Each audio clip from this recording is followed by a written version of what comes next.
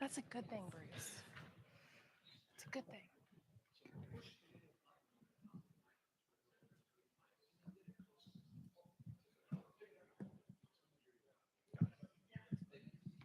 Testing, testing. No, on my. Good evening, Good evening, everyone. Can you hear me? I think you can.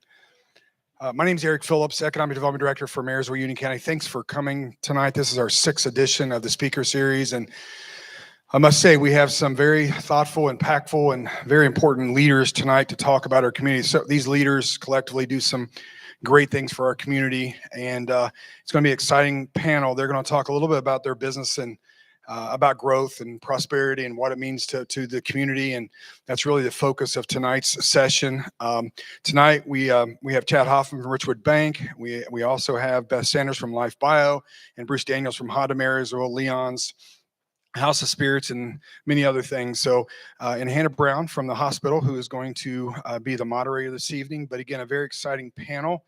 You don't want to hear me talk anymore, so I'm going to turn over to Hannah to basically introduce herself and maybe the panelist and go with the panel discussion. So thank you very much for coming.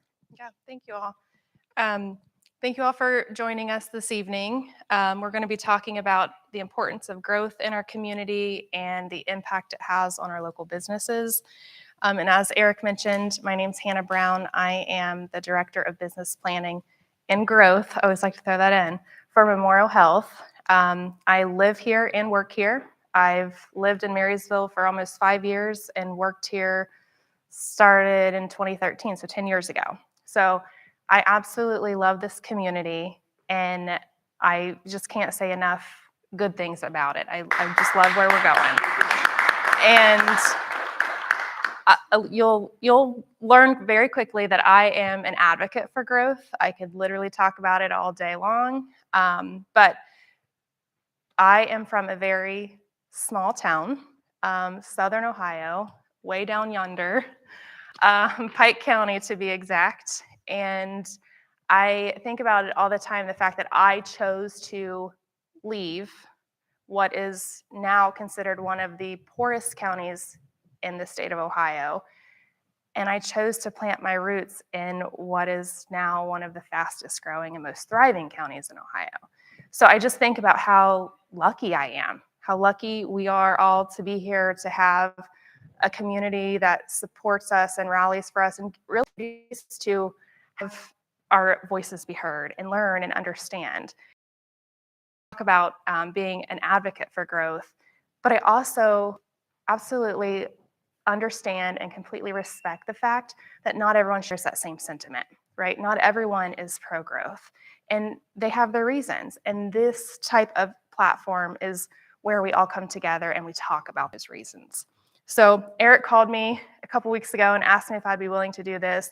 And quite honestly, I was like pumped. Yes, absolutely. I can talk about this all day. But also, if I can be vulnerable for a second, it kind of scared me, just because I see the things on social media and I hear people talking in the community, and sometimes they're not very nice.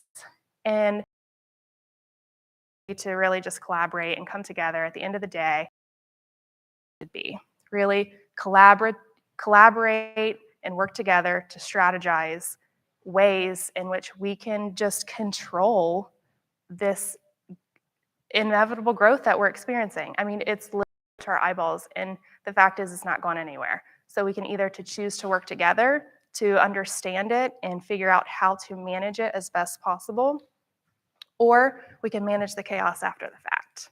So now, having said that, just have an open mind, ask questions, share your thoughts and your opinions, but please do so in a respectful manner. Let's turn it over and introduce our panelists. Beth, I'll start with you. Just tell us a little bit about you and the businesses that you represent. Hi, everybody. I'm Beth Sanders. I'm the CEO of Life Bio, and it is a software company based here in Marysville, Ohio. Born and grown here in Marysville, Ohio. It's a good place to raise a company, a good place to raise a family, and I'm glad to be here today. I grew up in Erie, Pennsylvania, on a street called Loveland Avenue. And we had a beautiful community there. And I got a lot of lessons and saw that in action there. I actually grew up farming with my grandpa and my dad and my family. So I was raking hay when I was 9 and baling hay. And so I love the agricultural roots of our town. And I also love the good, the business of farming and the business of business and growth. And so our company now has 40 employees. We're based, our office is right next to the Domino's Pizza and the Sheets. And we are a distributed company. So we have about 15% of our employees actually work from the office. The rest work from home. 50% of our employees work in Union County or Franklin County, but the other 50% are in the United States somewhere else. They're in Florida, they're in Alabama, they're in Texas. So we are understanding that we are living in a world where not everybody needs a massive physical plant to operate a company in Union County, and we're one of those software companies that's able to do this a little bit differently than other companies. We're really proud of our growth and our amazing employees. So that's me. Thank you. Good evening. I'm Chad Hoffman. I've been with Richwood Bank for 30 years this year. And when I started, I was employee number 24, and we had about 68 million in assets. And today we have, Becky just told me, we're at 217 employees, and we're just a little bit over 1.1 billion in assets. And it's been fun to kind of grow with the community. When I started, we just had offices in Richwood and Plain City, and Marysville was our third one. So, we have over 50% of the deposits in Union County. And that's been a fun thing to be able to do. Expanded into Delaware. We're in Marion County and LaRue, over in Logan County, Bellefontaine, and Huntsville, and then down in Springfield as well.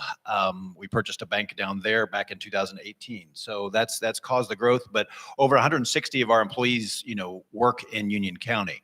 Now, Eric, I'm sorry, we do have one employee that works out of the state up north. It's one of our IT people, and we still call it that, right? We just say it that way. And we actually have another one that works out in Iowa. So we have also taken advantage of some talent that sometimes can work, fully remote.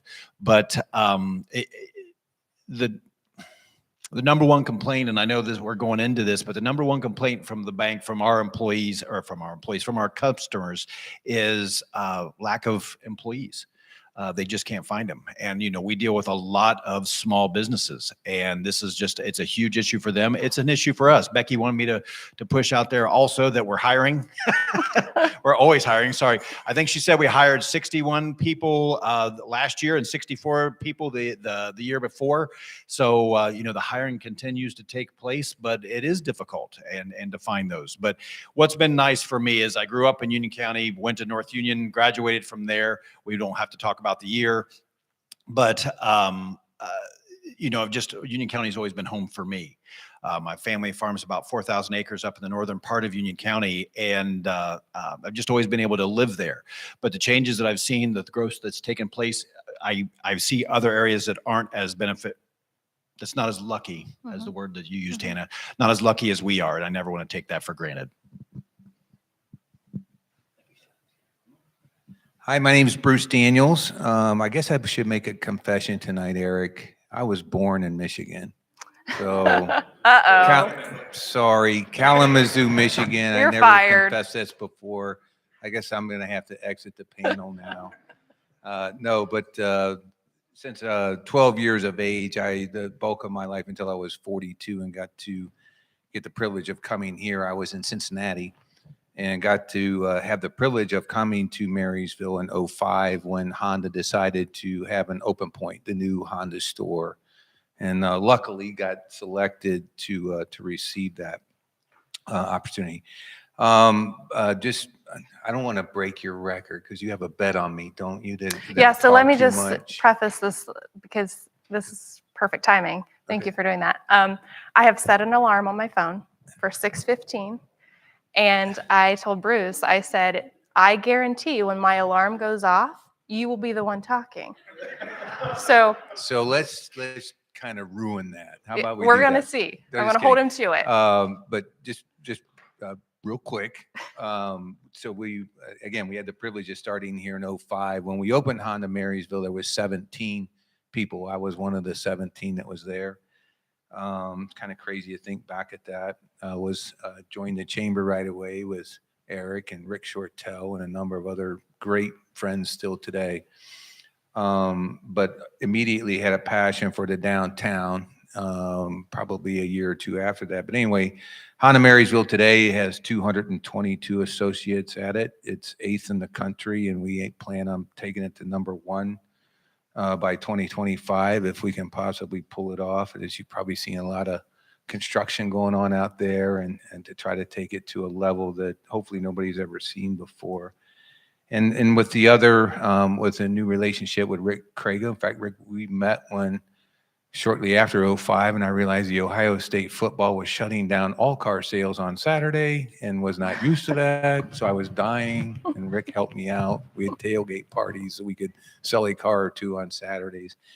But we established a really good relationship back then, and we've been friends ever since. And luckily, we were able to partner up with create Leon's Garage, which kind of came out of a debacle. But now we got Leon's Garage and the House of Spirits and a number of other businesses. Right now, we've grown to just shy of 800 associates that we have on our team. And so business has grown quite a bit, and family's grown quite a bit, and life's grown quite a bit. But I think the thing that you guys have probably heard me say a million times, so I won't repeat it too much here, but this is a special community. It has done very special things, I believe, for you and for me equally, right? We live in a wonderful place, and I know we hear the noise and we hear the opinions on social media. But I think it's our opportunity as leaders of the community to start change from perceptions to realities, right? To a little bit of reality, and start to educate the community on what's really going on. I was at a meeting not too long ago with Eric and a few others, and we were talking about things, and we were talking about controlled growth, right? It wasn't, I think sometimes the perception is things are going to grow and grow like crazy, right? Like crazy stuff. And what we're talking about is 3 individuals a day join Union County or added on or into the family of Union County, right? Residents. 3 a day is manageable. We can manage that. We can lead that. And the other key thing I think would be critical for some of the noisemakers to understand is, my understanding is there's over 75 of the 88 counties that we have, it is 88, isn't it? Mm-hmm. That are moving down by at least 3 people a day. So it's kind of like, what do you want? Do you want that or the other? And I think we want growth and development. Now I'll turn it back over to Hannah with this. Our challenge is, I'm sure, a lot like yours and a lot like everyone's in this room, is associates, right? Getting a quality associate so we can serve our customers the way we need to. And I think the number one thing we should do for our associates, because I mean, that's what we do. We serve them, right? If we serve our associates, right, employees, they'll do a good job for the customers. But making them drive 30 or 40 minutes and not being conscientious of what it costs to move to and from, or from Dublin to here, or Bell Fountain to whatever. If we're not paying attention to their life and what it costs them to live their life, and say, hey, I want to focus on them having a good quality life, right? Which is keeping the expenses as low to me as you possibly can, so that they can enjoy the earnings that they have and enjoy the life they got. Does that make sense?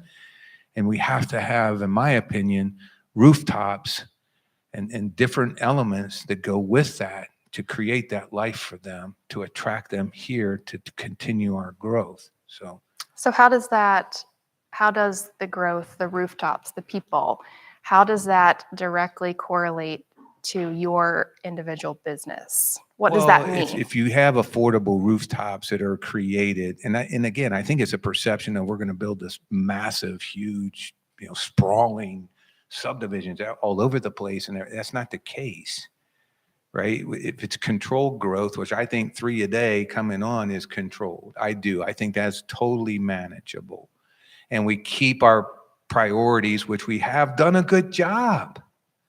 Yeah, the culture is good. People are paying attention. It's a good community, and I'm talking too much. Yeah, pass the mic, Bruce. Pass the mic. Here's Chad.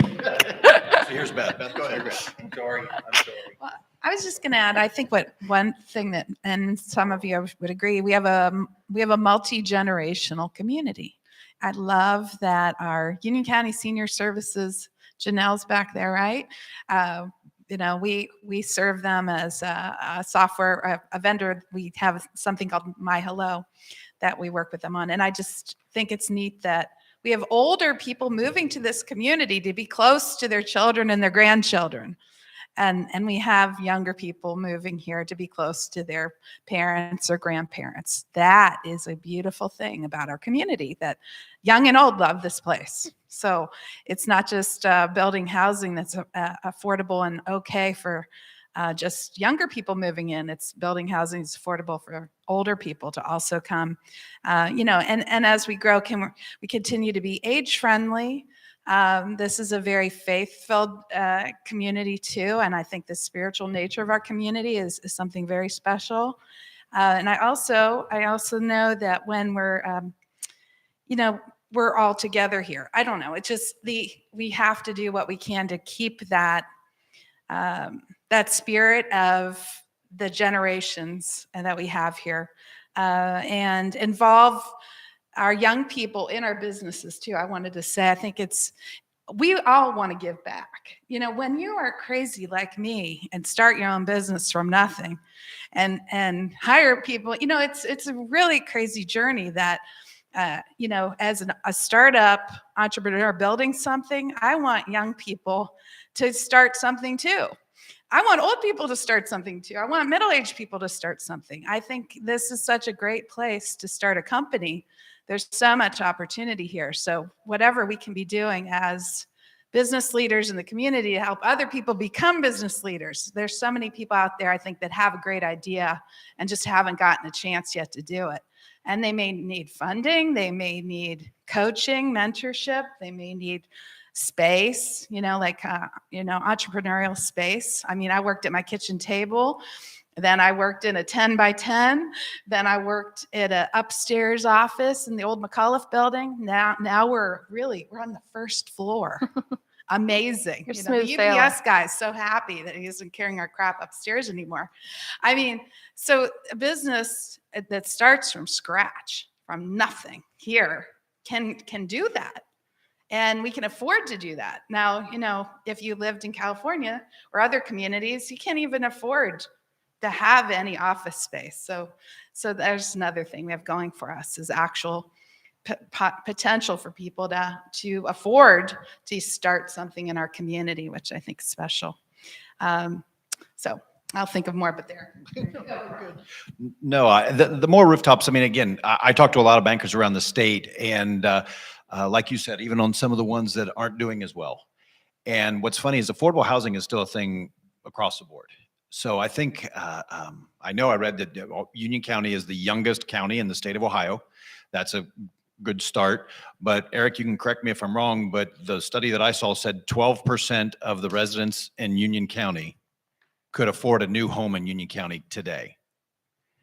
That's not a real high percentage. That's not a great stat, especially when you have a lot of people trying to move in here that are younger. They just can't afford it. I think the average home was $450,000. Eric, was that approximate? I think there was right around $450,000 for an average new home, and obviously only 12% of those living here can actually afford that today.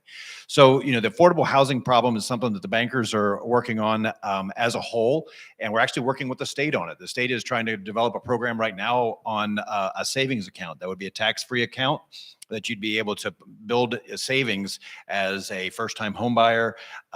There's actually a benefit to doing that. And there's some credits from the state that you can get for doing it. But the banks are trying to work it with them because they would have the deposits with us and how that works and make it beneficial so that everybody can do it. But it's something we've got to figure out because that's not just a problem here. There's other counties that experience it, but then there's others that do not. So part of the state really needs it and part of it doesn't. Yeah, But so let's flip gears for please. just a second because, at this point, our wheels kind of have already fallen off of our wagon in terms of our questions. It But does that. anyway, let's look at it. Bruce mentioned Yep. we have 3 people moving Yep. into the county nearly every single day. Mhm. Let's think about if 3 people were to move out of the county. Mhm. How detrimental would that be to Richwood Bank? The biggest thing is for our customers, obviously. Sure, you might have a deposit runoff, but our biggest concern is we have loans with small businesses and they build, their whole thing is about growth and being able to have the employees to grow with. And if they don't have that, if they don't have access to that, they're either going to not be successful or they'll probably have to move it somewhere else where they can access that talent. But that's our biggest fear is for some of our small businesses when they're basically having a turnover, 100% turnover every year. That's doesn't give you a whole lot of bench strength. That doesn't give you, business stability that you would want to look for, especially when you're giving a loan to a small business. You want to see some kind of stability, and that it just doesn't do it. So, that's been our biggest concern. We have a couple markets that we're in where this is not a problem. Union County doesn't happen to be that. It's a problem in Union County for some of the smaller businesses. They just constant turnover. It's entry level stuff. They just have people that come in for a day, they walk off. The trades are very difficult. I would admit openly, 3 years ago we had the cement replaced in front of the bank in Richwood, and there wasn't a guy on that team that was under 65 years of age. And I don't know who's doing that 2 years, 3 years from now. And so I asked them, I said, do you ever bring on, some younger people to be able to do it? And they said, yeah, they last for a day, day and a half, and then they're gone. You can't find them. And you just can't find them to do that. So that's the thing that concerns me as a financial institution, as a business, is do we have the ability to access talent here? Because the entry-level positions, people don't travel an hour for an entry-level position, but you need to still bring those in and then develop them up from there. You can hire some of those higher level ones, but boy, those entry level, it's hard to get because they can't live in the region. So that's the biggest thing that we're looking at. I think it's important too. I was talking if you look at the relationship with business and education, right? And increasing and strengthening, which we've all worked hard on and we're getting better at. But if you think about it, I was talking to Diane today, I'm like, look at all the human capital potential that you have to offer into our future. But I think sometimes too, if you take a good students or good people just in general, if they don't have reason to start their career here or to have their career here for ones that are older, then they're going to search for other opportunities. They're going to be like me. other They're going to leave home places. and they're never going to look back. Right. So I think that should be our number one goal is to me is like break down the silos. It seems to me like sometimes, I'm not trying to be critical, but there's too many silos. Is break the silos down and realize that the education, the business, the public, the private, however you look at it, to work together to say, you know what, if we can offer quality of life is affordability. It's, I can't go down to faith thing because you get in trouble for that, right? But people who live by the golden rule, how's that? Mm-hmm. It's a community that lives by the golden rule. It takes care of each other and it makes sure that you offer affordability and things that make it easy to live here. The entrepreneurial spirit exists. The want to succeed totally exists, totally. So all we got to do is just figure out how can we serve our, I call them associates, but how can we serve our community citizens with a great platform so they can succeed. Mm-hmm. I mean, most of us in this room, I'm certain, were not born into, at least you started at the bottom, right? And you worked hard to take each step of the way. But if your stairway didn't have a couple steps in it, which is something you can afford to live in or afford a community you can afford to be a part of, you would have to go somewhere else. And I think that's our opportunity. We don't have all the answers. I didn't want to say one more thing because I don't want that beeper to go off. But I think everyone in this room knows what our potential is as a community, and it's absolutely huge. And the thing that I would also like to say that Beth had alluded to before here, you can't give what you don't have, right? And there's a bunch of giving people in this community. And if business doesn't succeed, in my opinion, it's just an opinion, if business doesn't succeed, if we don't succeed, if our community doesn't succeed, we don't have the means to give back. And that's what I think we're ultimately here to do. We're not here to serve ourselves. We're here to serve other people.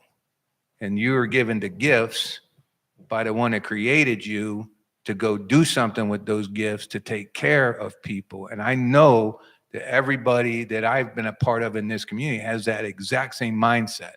So sorry about that, but I think it's important we come together to address what we know is right in front of us. It's not easy, but we can do it together. And over time, with controlled growth over time, look what happened. Well, how do we do that though? What are some initiatives and projects that you feel are key to ensuring I'm going to turn it long-term back over to Beth and success? Chad, because I think one of the biggest things I like to see is everybody stop fighting and take those silos down. To me, sometimes I worry so much about what your situation is or your entity. Am I saying? I don't want to say specifics. Is wait a minute.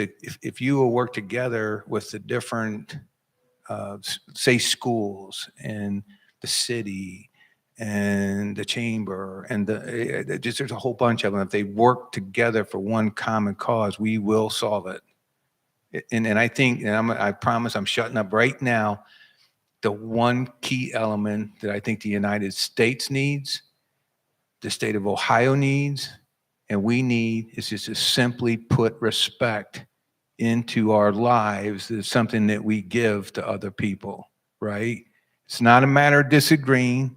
You should I think maybe disagreement is good, right? It's kind of like debate. It's Right. good. It would be boring if everybody agreed. But when it becomes disrespectful and hateful and deceitful, that's when it doesn't work. But together we do have the answers. And in my opinion, working together, whether you look at the monetary or investment side, or you look at how much time it takes, everyone's willing to invest both time and money to the solution. I believe that. So your beeper didn't go off. Yeah, we still have 15 minutes. You're good.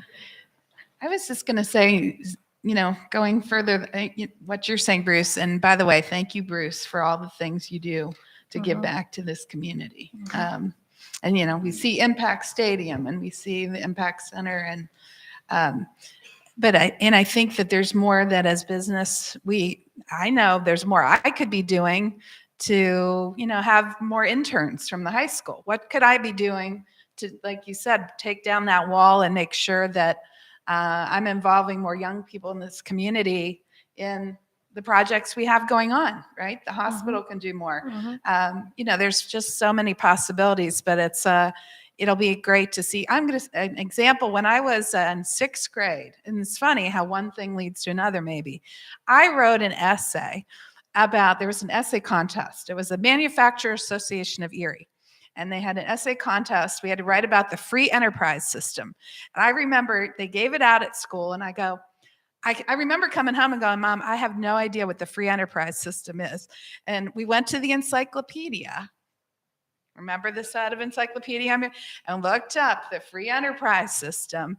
And I wrote my, 5-page essay, turned it in. I'm in a room of 90 kids. We had our whole team at 6th grade, and they said, hey, come on back to the room. And I don't know why they did it this way, but everybody, 90 kids, came back to the room so that they could come and give me that award. I got a $200 prize for writing an essay in 6th grade about the free enterprise system. So you have that, you have 9 years of a morning paper route. But you know what's funny? Those two things happen. And then I graduated with a degree in English at Otterbein, and I really hadn't put it together. I watched Zig Ziglar speak at age 25, and he said, everybody in this audience could be president of their own company. And that was the first time it went, oh, I could do something like that. I could start my own company. You know, it's just so interesting how one thing led to another there, you know? And here I am, right? But all of us and every kid in that high school has so much potential. Every kid in our middle school, you know? We want them to hit all their full potential. So the things that we're doing in this community need to all be working toward that together. Great. Thank you. I'll add real quickly, the bank's vision is to inspire, protect, and celebrate anything that helps communities thrive. And if you've worked for me, you've heard me say this 1,000 times. If the only human being that you see is the UPS driver as they bring you your Amazon order, if that's the only human being you see, you don't need a community, you don't need a community bank. So, you know, to push for us, you can do your banking at home in your underwear if you wanted to. Okay, it's not an image that you necessarily need tonight, but at the same time, you could do that. But if you're not giving back to the community, we need to partner with other companies. We need to, if you don't know how a Richwood coffee shop works, you know, partnering with other companies, promoting each other, finding out what other businesses do in the area and be able to promote them and send people to them. You know, sharing anything that you can share using local companies if you can. We have a policy that if it's within a certain percentage, we'll pay more locally than we will from somebody outside the community, just simply because we want to support local if at all possible. And so to create those partnerships, that financial support to me is a huge part of it. And Bruce's organization, I mean, you've heard Impact 60 or Impact mentioned a couple times, but I didn't know what Impact 60 stood for when I went on the board originally. And the concept, correct me if I'm wrong, Bruce, but the concept is if everybody gives 60 minutes of their time once a week, the influence that you would have, the impact that you would have in the community would be outstanding. Imagine if every single person in the community gave 60 minutes a week towards something, they just volunteered it. And that hit me right in the heart. And I said, wow, that's something you've just got to support, because if everybody, what kind of a world would we live in, right? So when you're actually thinking of others, volunteering your time. So I think partnering, you know, adding that financial support, the successful companies should be giving back to the community that it's helping them do that. And I think that's how you become a successful, you know, business environment. Mm-hmm. I would just like to add, you mentioned like being from a small town and, Yes. you know, that it's important. And I hear that all the time. People say, I don't want to grow because I want to maintain that small town feel. And so I thought, what really is a small town? You know, if you Google small town, it's basically just a characteristic. But it also goes on to insinuate that a small town means you're unsophisticated and petty. And I thought, I guarantee, like, we're better than that, right? Like, I guarantee if you feel like you want to maintain that small town feel, you're really talking about the charm. You're talking about going to the bank or going to get your car serviced, you know, that going to Leon's and going out to dinner, whatever the case may be. I see people at Meyer all the time. Like, that is what attracted me to this community. It's the people, it's the camaraderie, it's the fact that I can, yeah, sometimes, granted, I don't want to run into anybody at Meyer because I just rolled out of bed and have my sweats on, but it's genuinely what makes us a small town community. And so I'd be willing to bet that people that are against growth because they want to maintain the small town feel would take offense to somebody assuming that they're petty or unsophisticated, because we're not, right? We are so much better than that. Well, again, and I go back to this one. I grew up in Richwood. Well, Richwood, when I was a kid, there was all kinds of stores downtown. Yeah. And now there's only a couple. Yeah. I mean, there's only a few. And, that stinks because we've lost that opportunity for, the small business to thrive in the downtown. Again, we've got some, but it's not near what I had as a kid. You could get almost everything you needed in Richwood someplace.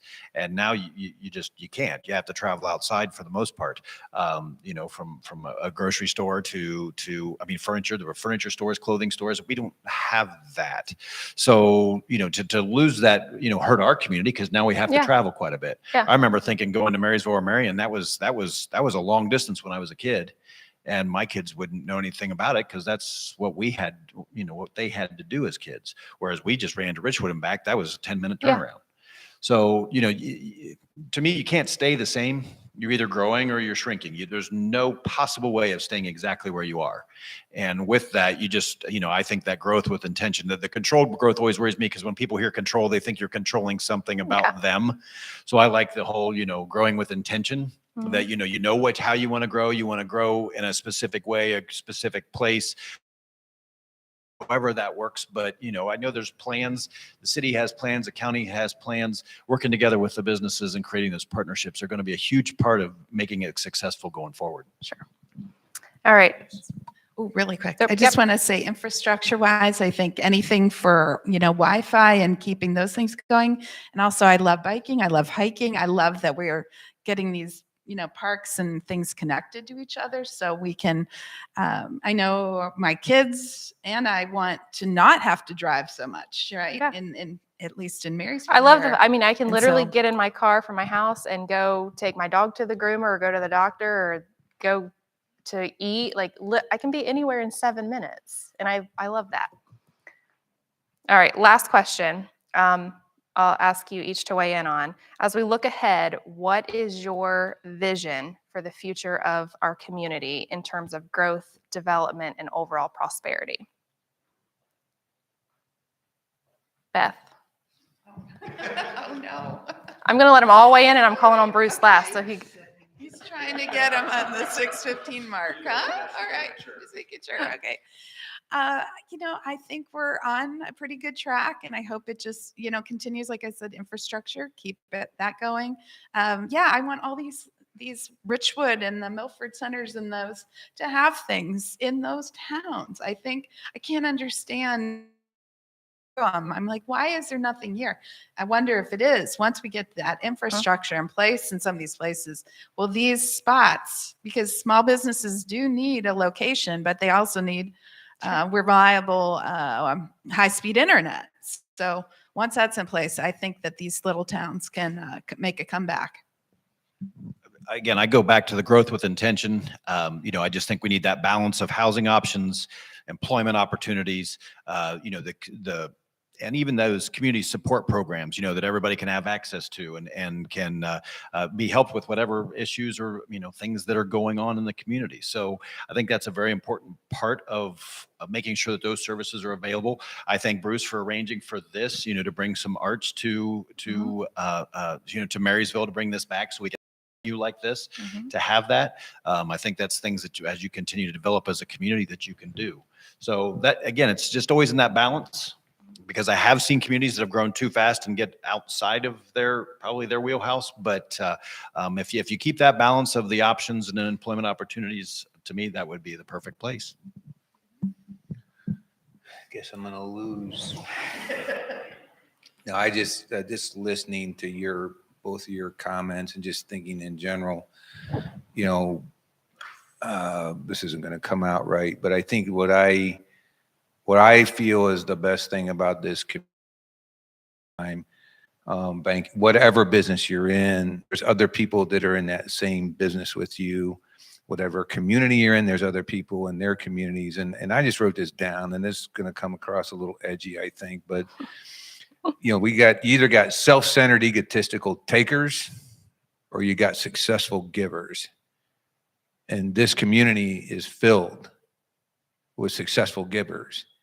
And I think it's important that we keep that people that are you, me, us, we keep us in that lane, right? Because you can't give what you don't have. And when it starts to become a struggle, or you can't make it work, or you can't make your business work, and you can't make a profit, right? You cannot sustain employing people. You can't develop, and so on and so forth. And schools, taxes. I mean, it all kind of goes together. So I guess maybe my pitch tonight is we have the hard stuff figured out, in my opinion. It's a group of people who are givers, who are quality people. That's the hard part to figure out, right? So you got half a bunch of egotistical crap faces versus givers, then you got a little tricky situation. We don't have that. All we got to do, in my opinion, is take the silos down and start respecting each other and say, hey, how do we work together? We have to agree. You don't have to agree with me, and I don't have to agree with you all the time, but I should respect you, and I always will. I should always tell the truth, and I always make it my job to serve someone else first. And just one last thing, like Chad was saying, and like where Impact 60 came, I'm like, look, you get 168 of these hours a week. We all got the same, right? Like you don't get 169, I got 162 or something. It's 168. You're supposed to sleep 56 of those, right? Which I never can do. It's like 45 or 44. And then the rest you have left, right? And if everybody, like Chad said, would just give 1 hour, thinking about that, all your community leaders, how many we got now in this? How about 56,000? I realize some of them are newborn and some are senior citizens. They got other activities going on.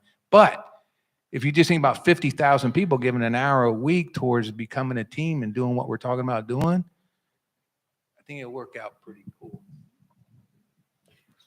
I was just going to say this. Look at this audience. I mean, we're up here I'm looking around going, look at this team. It's good. We're in a good place with our givers of our community. That's it. Look at that. 6:14. You did it. Good job. You're closer than you think. That's right. Closer than you thought. That's right. It's so great to see we have this group of leaders up here and the frankness and listening to their insight and their thoughts and their business and what the community means to them. And we never hear this all the time. It's great to hear this and why they're here and how this community means, what this community means to them. So we're going to open for some questions. And I'm certain there's some questions. It's your chance to make certain there's a buzzer on Bruce again here coming up. Thanks, Eric. Enjoyed everything you're talking about tonight. Appreciate all your comments. Just one comment about the small town feel.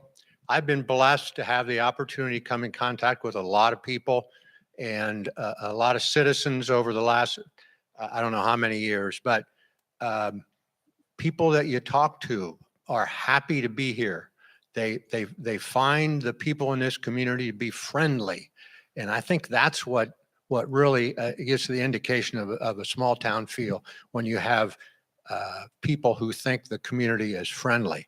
Now, the question for Chad, you mentioned the 12% of the people today that can't afford a home. How much of that is driven by the cost of homes versus the mortgage rates? Well, of course, we're all being affected by that too. I mean, there's no question that the mortgage rates themselves, and we're not seeing any reprieve from that right now anytime soon. It's weird when everybody's kind of hoping for a recession, so rates go back down. I don't know that in my 30 years of banking, I can remember everybody hoping for a recession, but it seems to be a little bit where we are because everybody hates where the rates are, right? These rates are more normal if you go back historically now than what the last 14 years have been. So, this is getting a little bit more normal, but of course, for 2 generations, we've got people that have never seen that before. So, Steve, it's because of people like you that's helped, like you said, the friendliness. I mean, it starts off in the governmental offices, it's in the nonprofits, it's in the businesses themselves. You can grow and still stay a small community. And I think that's your point. But the 12%, like you said, there is no question that's certainly impacted. But what it doesn't do is change the fact that people can't afford to live here. Whether it's the cost of the house or whether it's the interest rates themselves, they got to go live somewhere else because they can't afford to live here. So even if the rates go back down, now you're just going to have more people maybe that are coming in, and you're not going to have the inventory to supply it. So it's you can see housing prices in, Marysville versus other places, right? I mean, you don't have to go too far away, and you can get the same house for a lot cheaper. So, we see it because we get pre-qualifications. We've got a whole lot of pre-qualifications. These are people that qualify for a loan. They just have to find a house. And we've just got this list that sits there, and it sits there in perpetuity because they can't find the house that they can actually, afford to buy. So yeah, there's a lot of factors that go into it. But again, I thank you for your service in the past, Steve, because you're a lot of the reason why we are where we are today. So thank you. Great question. Another question. Steve Stolte, thank you for the covered bridges. Every time I see him, if you ever go, I know he wasn't the only one. He had a team, but thank you for the Pottersburg Bridge and all the beautiful bridges. Okay. Another question. There has to be a question. This is your chance. Oh, Mr. Bradshaw. Jeff, tell everyone who you are and what business you represent. I'm Jeff Bradshaw. I've been in Union County off Discount Fashion Warehouse. We have 15 retail stores, and our distribution center has been in Union County since 2003. We have about 350 employees, many of them in the area, but a lot of them out throughout Ohio. But my question is really for Chad. Chad, with the magnifying glass on regional banks like Richwood, which is really the backbone of community lending, have you seen a tightening, a restriction in lending because of that oversight, which I think is misplaced, but nonetheless, and maybe answer it in two sectors. One would be the individual residential section, and then the commercial lending section. No, that's fair. What's nice is, again, there's the regional banks. The regionals are, and again, I'll throw them out because I don't mind throwing them under the bus. The Huntingtons, Fifth Thirds, PNCs. The community banks is a different model. You've got the mega banks, that's your Chases, your Wells Fargos, then your regionals, and then you've got the community banks. And community banks can get big. I mean, they can get up to 5 to 10 billion and still be considered a community bank versus that regional size. But there has been a lot of attention to it because their business model is different. What's nice about us is we are completely locally owned. I don't have any institutional stockholders. I don't have anybody on Wall Street that owns our stock. It's all community members. So it's members in each of the communities where we are. We have stockholders. They're the individuals that live there. They're the farmers. They're the business people. When we have a stockholder, we have about 900 stockholders. 450 of them come to our stockholders meeting when we have one. So, it's very much a community event. And that's the part that, for the community bank side, we have not been affected by. We didn't have huge deposit runoffs like the regionals were experiencing because, again, it's a relationship banking type of situation. Now, on the borrowing side, again, it's really the rates that have been restrictive. We were seeing new loans all the way up to, I would say, middle of July. I would say in the last 4 weeks, we have started to see a slowdown because this last 0.25%, they went up. It's starting to get, now you're starting to see business loans in the 9%. You're starting to see housing loans, it's 7 and above. This is getting a little bit more restrictive. Everybody's saying, hey, we're going to wait until it comes back down because now we think that period is closer. I wish I could promise you a period in which that's going to happen because the economy throws out a lot of different numbers. You got to remember, and I'm sorry, this is not it's not an economic forum, but the government, for whatever reason, whether you're for it or not, doesn't matter. The government put more money into the system in 20 and 21 that has ever been put in the system before, right? I mean, trillions of dollars thrown into the system. That's a lot of cash. Then the year after they did that, they raised rates as fast as they've ever raised them. That's going to break a few eggs. It's going to throw some things off. The banks, we get what's called, you get your margin squeezed when rates move fast up or down. And not only that, you had 14 years of flat rates. So a lot of banks weren't practiced at. If you saw the Silicon Valley Bank, if you did any research into that, that was just mismanagement. I mean, businesses fail all the time for mismanagement. Banks can do it too. And they did. And, there wasn't anything more. That wasn't supposed to be an indictment on all banks in general. I know you see that in the news, but that's not really what it was. It was just pure mismanagement. And you've seen businesses do it all the time. So On the commercial side, again, when the tightening is not coming from the credit side saying, hey, we need to get more than 20% down, or we need to get more, that debt service has still got to be there. But now instead of looking at a 4 to 4.5% rate, you're looking at a 9% rate. Farmers, their operating lines, I shouldn't say a year ago, 18 months ago, 24 months ago, that operating line was 4 to 4.5. Today, that operating line's 9. That's different. So you still have to calculate that interest cost in there and how they can pay it. So, have we tightened down? No, but the circumstances have changed. That payment's gone up, right? So their debt service has to be higher. I think you'll just continue to see the drop in growth as that rate goes up. And then we hit that recessionary period, Fed bring rates back down, people get refinanced, they start to do more. I mean, that's just the way the economic cycle works. And right now we're getting to the high end of it, and that's when the slowdown takes place. I mean, everybody's expecting it, we're seeing it. But in this area, we seem to stay relatively insulated from it because of how much economic activity. We're very blessed, we're prosperous. There are areas that are just getting, destroyed because of it. So I hope that answered your question, but we're not seeing a pullback in tightening. I mean, there's still cash out there to lend out. Oh, there you go. I will make an appointment, I promise. Chad, and we're going to have one session with Chad just to talk about the economy and so forth. You do such a good job, Chad. The other thing, back on the development aspect, the latest figures show that Columbus has slowed in its population growth. It's hard for us to believe, but the last 5 years we have slowed, and we may not be the fastest growing metro in the Midwest when the new data comes out, because we're not building enough houses. And that's another reason why we can't keep up. Austin built, I think, 45,000 homes last year. Indy actually built more homes than we did.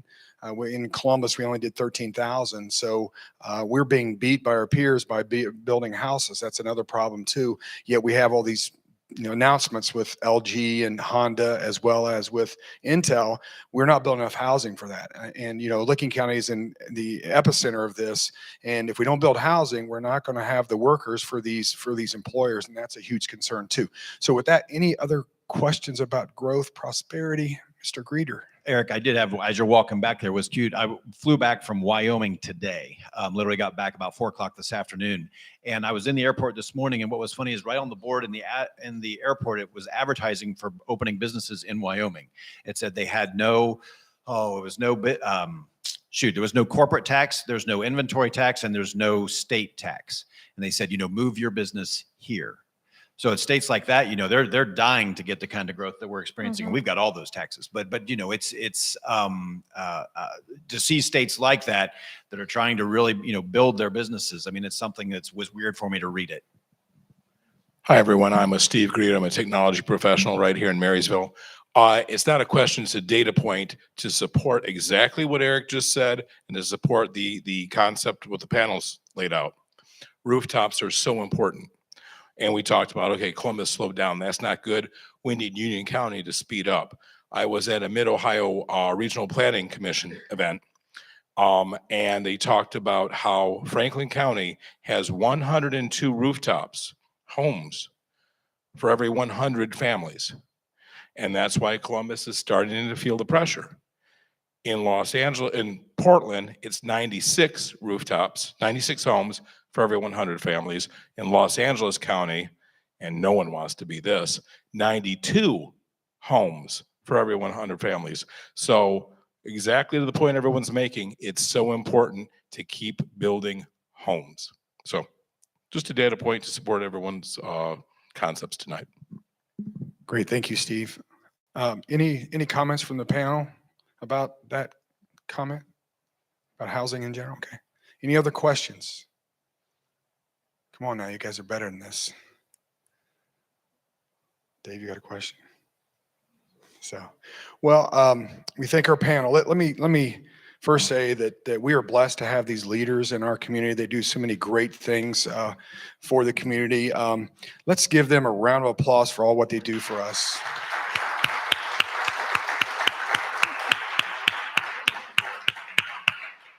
Hannah, you're the moderator. Any closing comments? No, thank you all for coming. I'm proud of us. I'm proud of you, Bruce. 626. We're actually early for the Bridge We're Dams meeting. This early. is awesome. It is. It's great. So great. Again, thank you to the panel. We do have another session coming up on September 20. We actually have Brian Beard from NMEI Honda Logistics, as well as Chrissy Ernst from Nestle, and also Adam Skrig from Fairbanks Schools. They're going to talk about workforce and the challenges we're having with workforce. I just looked at some data points on the Ohio Means Jobs website, and some of you get sick of hearing me say this. We have 9,000 jobs available within a 20-mile radius of Marysville today. That's basically all of Marysville. What's even scarier, we have 600 engineering jobs within a 20-mile radius of Marysville today that are left unfilled. 600 engineering jobs. And so those are scary stats as you think about the need to fill these positions and what we do going forward.